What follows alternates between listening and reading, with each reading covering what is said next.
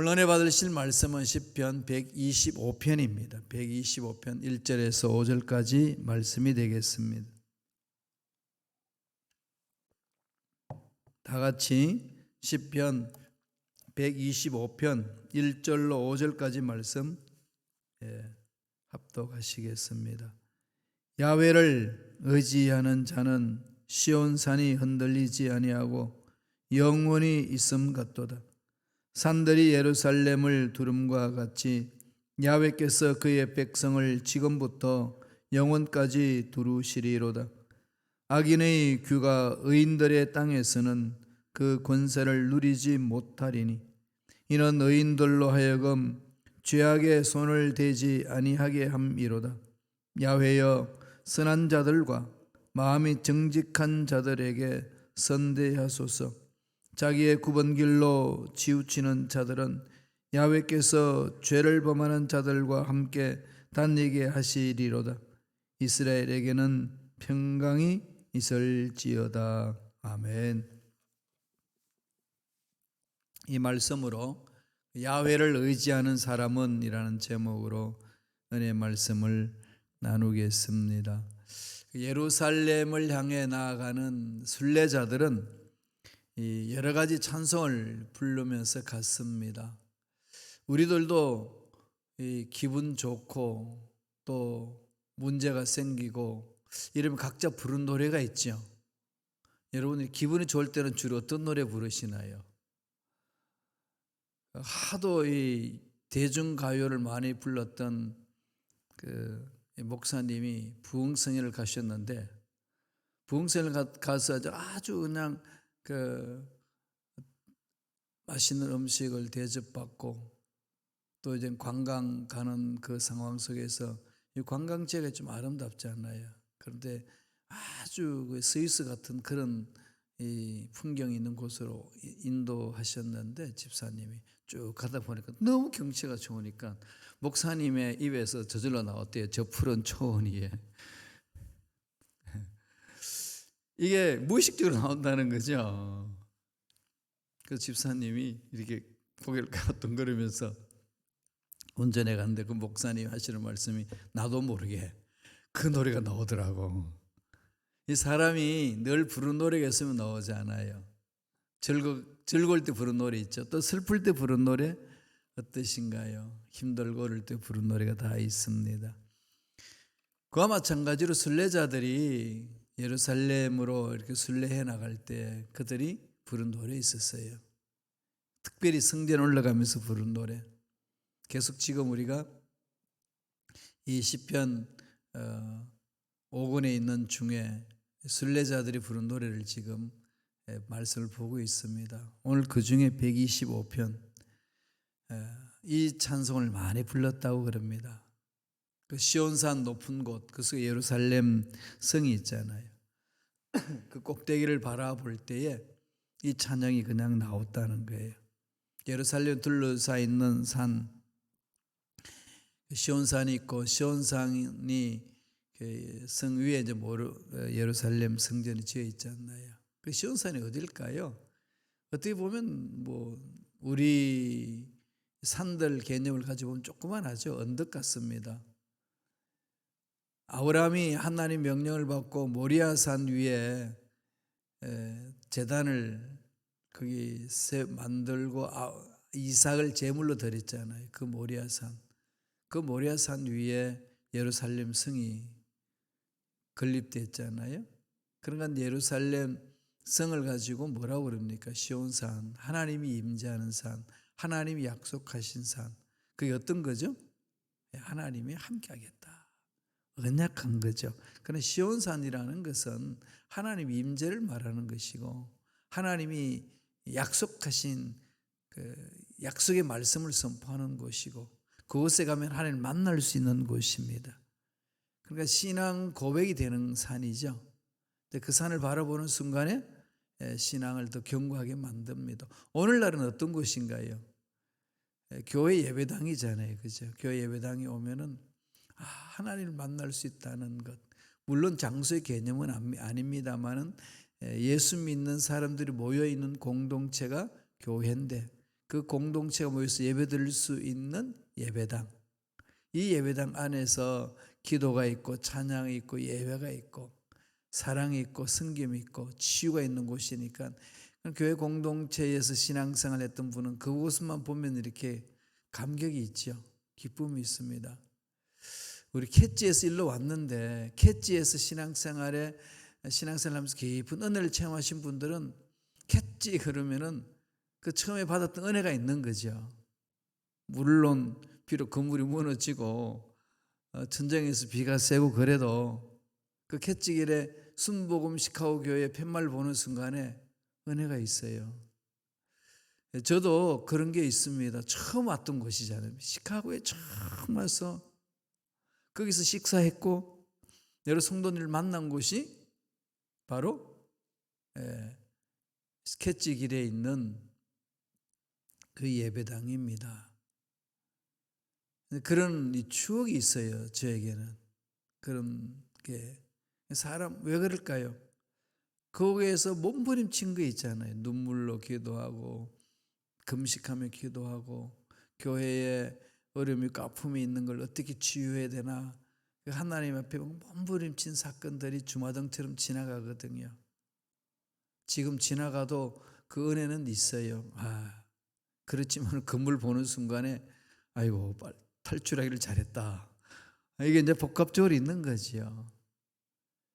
그 마찬가지로 이스라엘 백성들이 하나님이 임재했던 그곳을 생각만 해도 기쁨이 있는 거죠.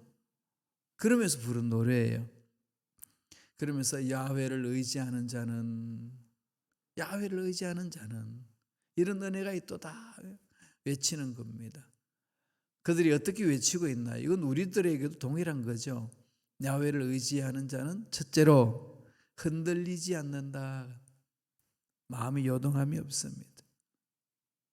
흔들리면은 이게 아무것도 안 되잖아요. 그죠?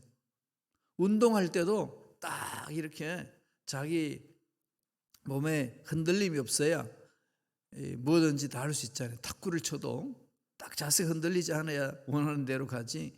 이리 흔들리고 저리 흔들리면은 아무리 마음은 이 강스파이크를 넣고 싶어도 다른 데로 다 날아가지요.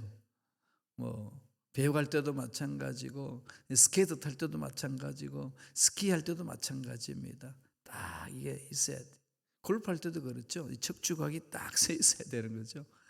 그러니까 그 원칙에 따라서 흔들리지 않아야 이게 제대로 운동할 수 있습니다. 인생사로도 마찬가지고 신앙생활도 그렇잖아요. 마음이 흔들리면은 다 흔들리잖아요. 한 가정에서 가장이 흔들리지 않으면은 아무리 문제가 있어도 집안에 어려움은 이겨나갈 수 있습니다. 교회 공동체도 그렇더라고요. 이런 문제 있고 저런 문제 있고 문제 없는 건 없잖아요. 다 문제 있지만은 담임 목사 흔들리지 않고 딱 이 바위처럼 견고하게 서 있으면은 하나님이 그 흔들리지 않는 그 마음을 붙들어 주시고 그 믿음을 보시고 교회를 또 안정하게 만들어 주시고 역사해 주시거든요. 그런 걸 체험하시지 않습니까? 우리 신앙생활에서 가장 중요한 것은 흔들리지 않는 건 어떻게 흔들리지 않을까요? 흔드는 것들 한두 가지인가요? 문제 있죠. 물질 문제, 건강 문제, 자녀 문제, 앞날의 문제, 또 성도들 간의 관계 문제, 막 이런 것이 복합적으로 오잖아요. 그러면 마음이 막 요동치죠. 그렇게 흔들리지 않는 방법은 야훼를 의지할 때 가능하다. 야훼를 의지하는 자는 흔들리지 않는다. 심지가 굳건한 자는 마음의 평강을 주시고 마음의 은혜를 주시고 살 소망이 넘쳐나게 하신다는 거죠. 말씀을 보실까요? 시편 125편 1절에 이렇게 말씀합니다. 다 같이 읽겠습니다. 야훼를 의지하는 자는 시온산이 흔들리지 아니하고 영원히 있음 같도다. 야훼를 의지하는 자는 시온산이 흔들리지 아니하고, 이 시온산이 흔들리지 않는다는 것 어떤 걸까요? 신앙 고백이거든요. 뭐 산이 흔들리겠어. 지진 오지 않는 이상은. 산이 흔들린다는 것은 곧 이 시온산이 흔들린다는 것은 이스라엘 백성들의 마음이 흔들린다는 거죠. 중심에서 벗어나는 거잖아요. 그 중심이 하나님 말씀인데 하나님의 언약인데 언약에서 벗어나는 자, 거기는 앞날에 험난하거든요. 환란이 있고 채찍질이 있고 심판이 있는데, 흔들리지 않는 마음을 갖는 것은 오직 하나님께 집중하는 것, 하나님 말씀에 전적으로 집중하는 것. 오늘날 이 현대의 생활에서 신앙생활하는 저와 여러분들이 가장 중요하게 될 것은 이 마음이 흔들리지 말아야 되거든요. 중심만 딱 서 있으면은 딱 서잖아요. 오뚜기처럼. 저는 인형 중에 오뚜기 인형을 제일 좋아합니다. 오뚜기는요, 이거 아무리 던져도 딱 서잖아요. 아무리 흔들어도 그냥 딱 제자리에 씁니다. 얼마나 멋져요, 그죠? 세상 풍파로 막 이리저리 흔들려도 야훼를 의지하는 자는 딱 씁니다. 그렇게 하려면 하나님을 의지한다는 것은 뭐죠? 말씀을 마음판에 새기는. 말씀이 그 사람 중심에 딱 서 있으면은 막 세상 여러 가지 여론 일로 인하여서 이리저리 흔들리는 것 같아도 제자리 찾지요. 제자리 딱 찾습니다. 이게 정말 중요하잖아요. 하나님의 말씀을 내 마음에 새기고 말씀 중심으로 살아가는 것. 그래서 결론적으로 하나님 한 분만이면 만족합니다. 어떤 어려운 일이 있어도 능히 이겨낼 수 있고 내 인생의 기쁨은 대상은 하나님입니다. 그러면은 하나님이 창조하신 이 세계를 바라볼 때 기쁨이 있는 거죠. 마음이 흔들리면은 무엇을 봐도 흔들리잖아요. 어떤 분이 출장을 갔는데 엄마는 일한다고 나갔고 아빠는 출장을 가고 들어오는데 밤에 보니까 아직 엄마가 퇴근하지 않았고 아들, 딸들이 모여가지고 깜깜한 밤에 방에서 TV를 보고 있습니다. 그러니까 아빠가 막 너무 화가 나는 거죠. 애들이 깜깜한 밤에서 TV 보고 있으니까 불도 켜놔놓고 보면 얼마나 좋겠어요. 그리고 고함을 질렀습니다. 이놈 녀석들아, TV를 보는 건 괜찮은데 이 깜깜한 밤에 깜깜하게 방을 만들어 놓고 TV를 보면 어떡하냐 이렇게 고함을 질렀더니 아빠 우리 불 켜고 TV 봐요 그랬더니 그러고 딱 보니까 자기 눈에 까만 선글라스를 끼고 그냥 방 안에 들어온 겁니다. 까만 선글라스를 끼고 들어오니까 집안 전체가 다 까만 거죠. 그래서 자기 마음이 눈이 까마니까 세상 천지가 까맣습니다. 그러면서 이 다른 사람을 향하여 자기 생각 속에서 그렇다는 거죠. 마음에 무엇이 있느냐, 무엇을 바라보느냐, 어떤 생각을 가지고 있냐 다 달라지잖아요. 그대로 보거든요. 이걸 이제 가지고 이 기독교 세계관이라고 그러잖아요. 하나님 말씀의 관점에서 보면은 이게 세상에 아무리 어려운 일이 있어도 흔들리지 않고 말씀으로 보거든요. 그럼 내 마음이 그냥 깜깜하면은 모두가 깜깜합니다. 그래서 그 마음을 깜깜한 걸 벗겨낼 수 있는 것은 하나님 말씀이라는 거예요. 말씀을 붙들고 가면은 그 말씀이 나를 살려줍니다. 오늘 말씀에도 뭐라고 그럽니까? 전적으로 하나님을 의지하는 성도들은 흔들리지 않는다. 말씀에는 살아있잖아요. 히브리서 4장 12절에 있는 말씀처럼 말씀은 살아있고 활력이 있다. 말씀이 살아있으니까 살아있는 말씀이 우리를 살려주시거든요. 살려주시거든요. 이스라엘 백성들은 늘 예루살렘 중심으로 삶을 살았는데 예루살렘 해파하고 그랬을 때 고국을 향하여서 향하는 마음 억장이 무너지는 거죠. 왜 이렇게 됐을까? 왜 이렇게 됐을까? 그러면서 하나님 은혜가 그들에게 임하면서 예루살렘을 향하며 노래합니다. 하나님이 우리를 붙들어 주셔서 이렇게 사는 거야. 그러니까 하나님을 의지하는 자는 결코 흔들리지 아니함이라. 중요하지 않아요. 가장 중요한 부분입니다. 두 번째로 뭘 말씀하나요? 야훼를 의지하는 사람은 하나님의 보호를 받는다. 하나님의 보호를 받는다. 하나님 보호해 주시잖아요. 하나님 보살펴 주시거든요. 괜히 우리가 막 이게 세상 문제 보고 답답한 문제 보고 마음이 흔들려가지고 막 이리 가고 저리 가고 난리치지만 하나님은 살아계시기 때문에 의지하는 자를 다 이렇게 눈동자처럼 지켜주시거든. 약속하셨지 않습니까? 늘 그것을 바라봐야 돼요. 날마다 한 의지하는 거죠. 주님이 가르쳐 주시는 기도에 주 기도문에 보면은 일용할 양식을 주시며 그러잖아요. 근데 1년 양식을 주시며 이러면 얼마나 좋겠어요. 일용할 양식을 주신다는 말은 무슨 말이죠? 하루하루 매 순간 하나님을 신뢰하는 거죠. 이스라엘 백성들이 출애굽하고 나서 가나안 땅으로 갈 때 만나를 주시는 거를 이렇게 한 달치 뭐 이렇게 봉급처럼 그럼 막 계산해야 될 텐데 그냥 그러지 않고 매일 만나를 하죠. 그러니까 매일 만나 주실 것을 의심하는 사람들은 내일 먹을 것을 미리 걷어놓습니다. 참 사람 마음이 똑같아요, 그죠? 미리 쌓아놓은데 그러니까 내일 먹으려고 그러고 다 썩어버렸어. 일용할 양식을 주시는 하나님은 신실하신 분이시거든요.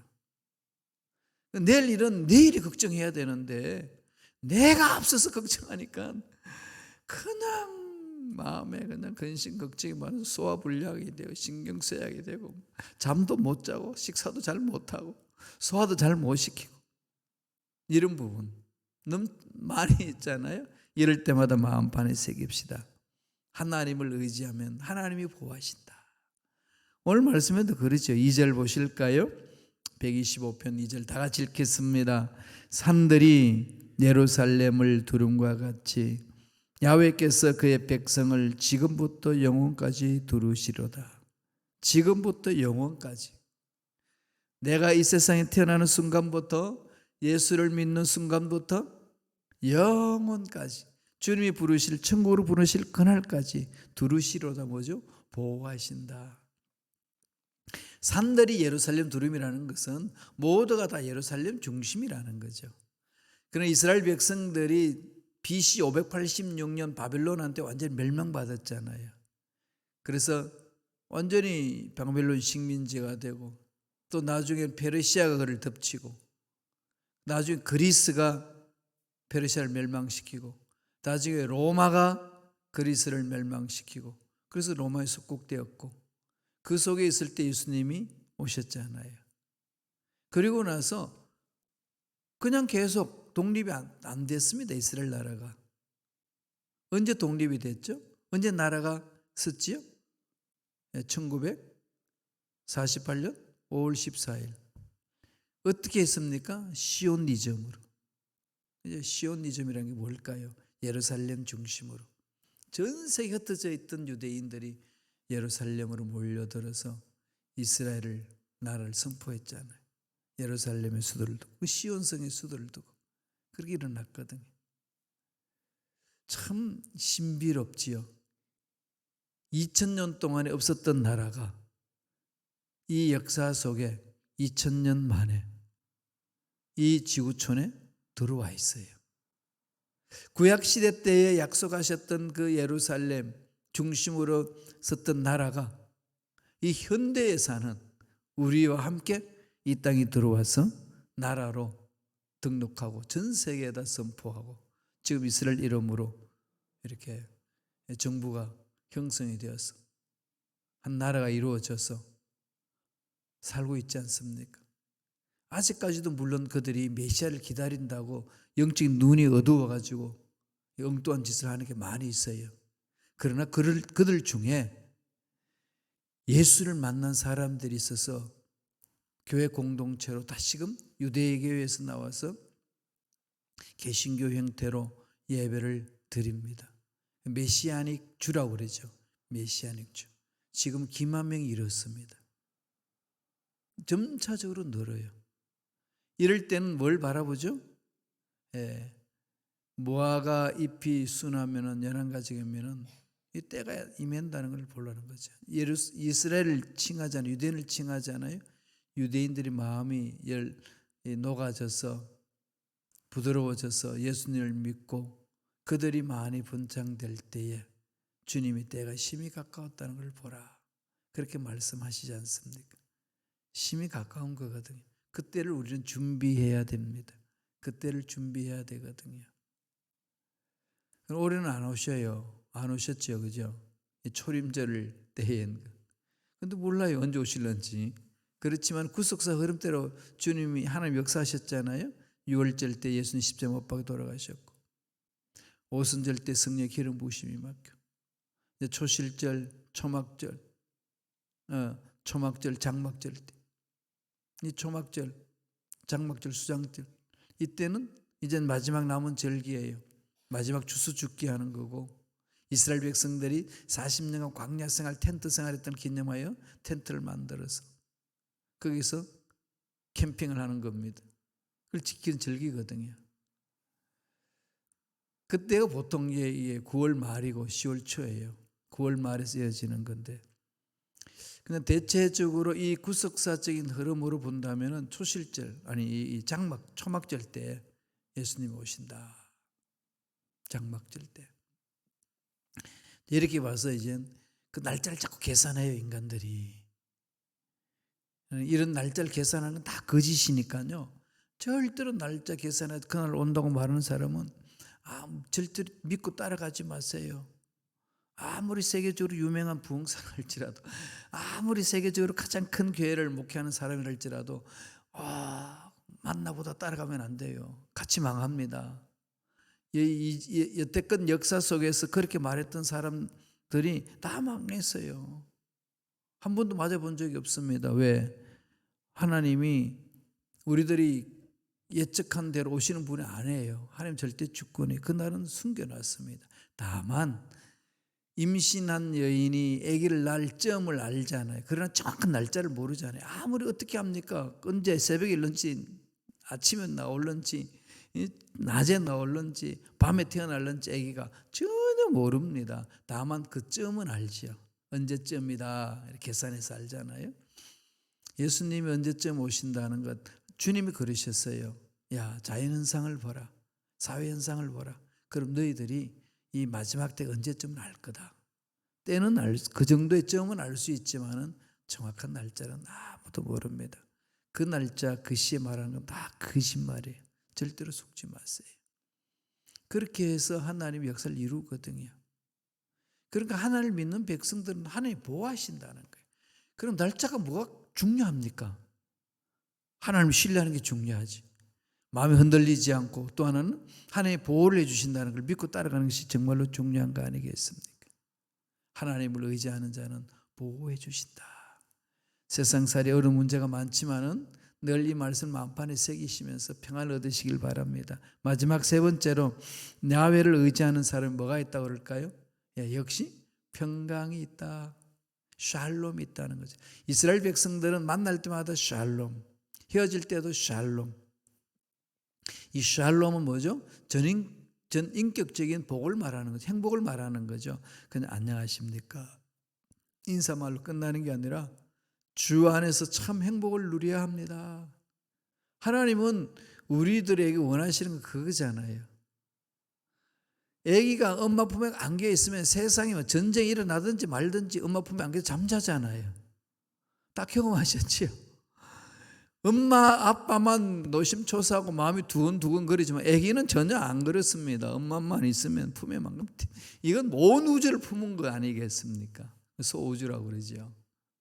엄마 품에 있는 거 편안하죠. 그와 마찬가지로 하나님의 품 안에 있으면은 세상에 어떤 문제가 있어도 평강이 있습니다. 그럼 불안이 오잖아요. 예수 믿는데도 쫓아버리세요. 그 일상이 되어서는 안 됩니다. 평강이에요.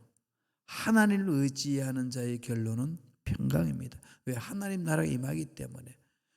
말씀을 보실까요? 12장 5절에 있습니다. 다 같이 읽겠습니다. 자기의 굽은 길로 치우치는 자들은 야훼께서 죄를 범하는 자들과 함께 다니게 하시리로다. 이스라엘에게는 평강이 있을지어다. 하나님을 의지하는 자는 평강이 있을지어다.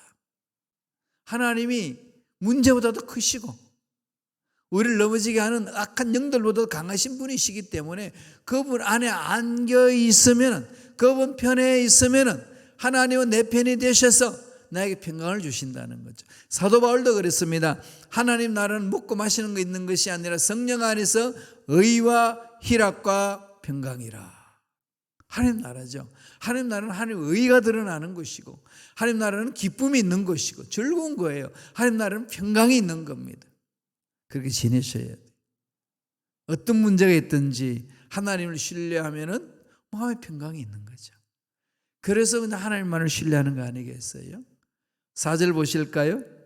이렇게 말합니다. 야훼여 선한 자들과 마음이 정직한 자들에게 선대하소서. 하나님을 신뢰하는 자들은 하나님이 딱 붙들죠. 어떤 마귀가 괴롭혀도 흔들리지 않게 해주십니다. 이 평강, 이 은혜로 오늘 하루도 힘있고 멋지게 살아내시는 저와 여러분 되시길 간절히 축원합니다. 기도하겠습니다. 하나님 감사와 찬양을 드립니다. 오늘도 우리에게 생명을 연장시켜 주시고 하나님이 은혜가 있는 예배 공동체로 우리들의 발걸음을 인도해 주시니 감사합니다. 유튜브로 예배드리는 주님의 귀한 자녀들도 긍휼히 여겨주시고 위로하여 주시고 하루빨리 코비드에서 벗어나고 코비드가 사라지게 하여 주셔서 온전히 회복되어 예배 공동체에 모여들어 하나님께 예배드리는 우리 모두가 되게 성령님 역사하여 주시옵소서. 나사렛 예수 이름으로 면하오니 기도를 방해하고 믿음을 방해하고 하나님 말씀 위에 쓰는 것을 방해하는 마귀들은 떠나갈지어다. 마음의 평강을 빼앗는 흑암의 세력은 사라질지어다.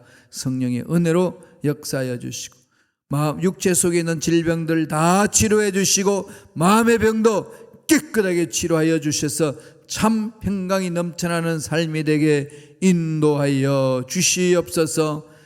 하나님 은혜 감사하여 예물 드린 손길 기억하여 주시고 물질적으로 어려움당하지 않도록 하늘문을 여시사 형통의 복이 넘쳐나게 축복하여 주옵소서. 감사와 찬양을 드리옵고 예수님 이름으로 축복하며 기도드리옵나이다. 아멘.